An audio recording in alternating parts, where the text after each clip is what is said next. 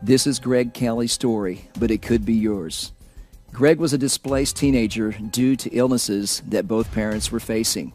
His mother was recovering from brain surgery, and his father, more recently, from a stroke. It started with a statement made by a 4-year-old boy that was simple in nature. His concerned parents took the child back to daycare despite the statements that had been made. After some time, the parents called the authorities and formalized their allegations without ever talking to Greg. The authorities never investigated the allegation or interviewed Greg.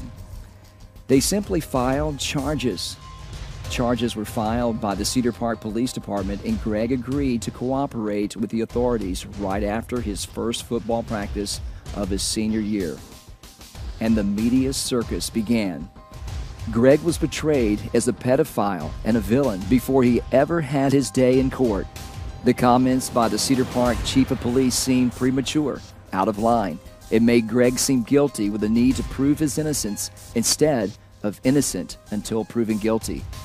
He was expelled from school and sent to military school where he excelled, just as he has at every level of education and in life. Due to the fact that there was no evidence or witnesses for the prosecution to work with, Greg was offered a probation for a plea of guilty.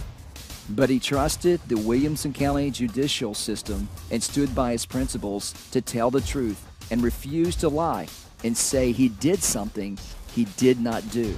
There was never any evidence in this case, simply accusations. Instead of the prosecution having the burden of proof, the defense was expected to prove Greg's innocence. Mysteriously, there was never a time or date that the alleged assault occurred, and never any evidence or testimony that they were ever alone together. Even though the police scrutinized his cell phone, nothing inappropriate was found. Still, to this day, there has never been any evidence to incriminate him in any way. If this could happen to Greg, it could happen to you.